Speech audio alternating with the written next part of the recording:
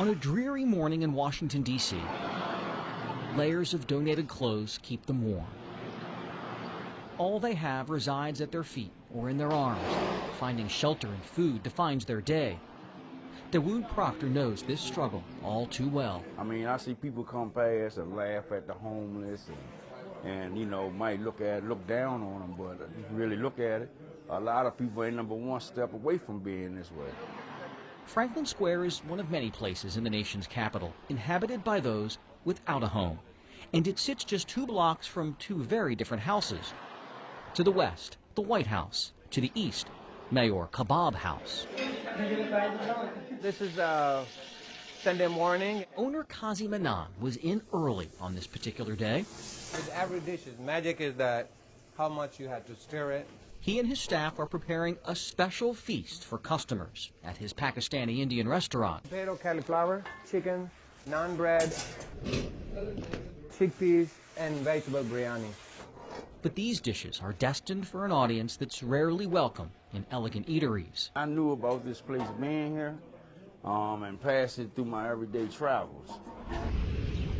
For the past few months, Manan has opened his restaurant to the homeless. Oh, we are blessed. Look, blessings are here.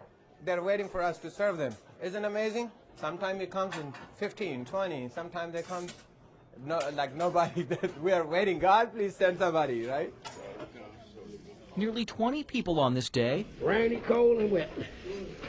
Oh, came in from the elements for lunch. what you guys like to drink, tea or coffee? They're treated like any other guest. Tea, okay. What about you? Except for one key difference. Coffee.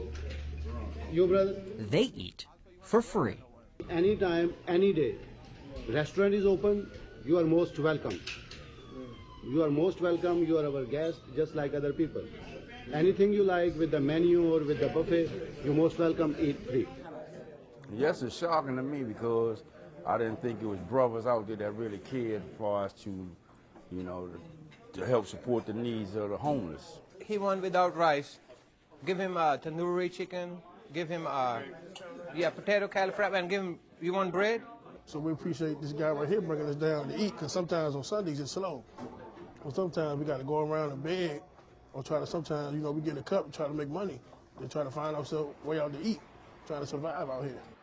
You guys are the most important guests for me. Manan's boundless optimism and love of food was not cultivated at a high-profile culinary institute.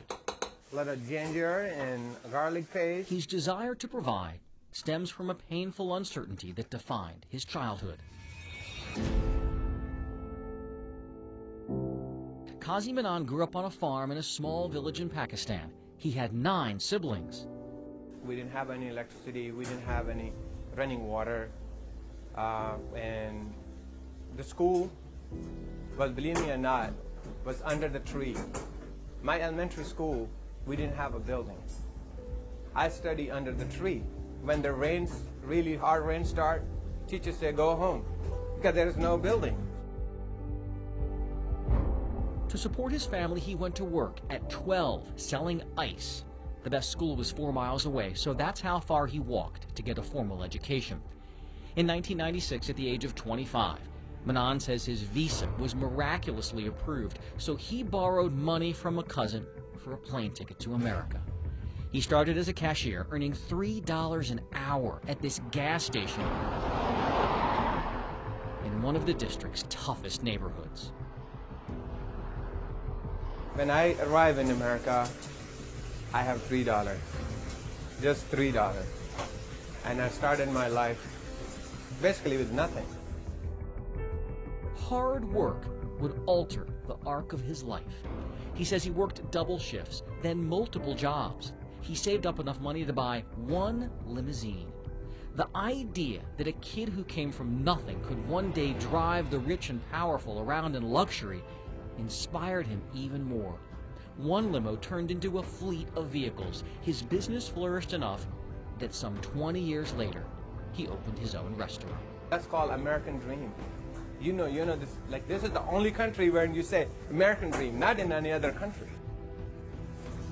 Wow. So he kind of understands. That's a good thing. Now that makes sense now? Yeah, it makes sense now. That make a lot of sense.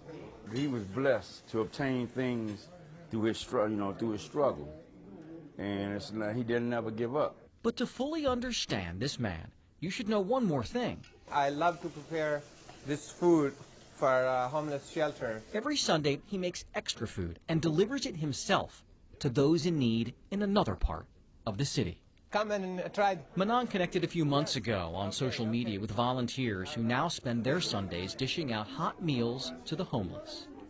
And they make you feel that you are valued.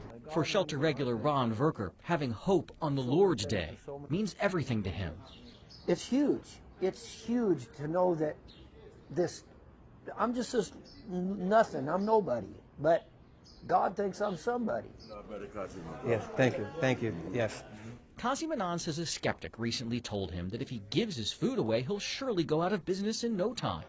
Manon believes the more he gives away, the more God will bless him. I think this is all from God. And because of my mission is from God.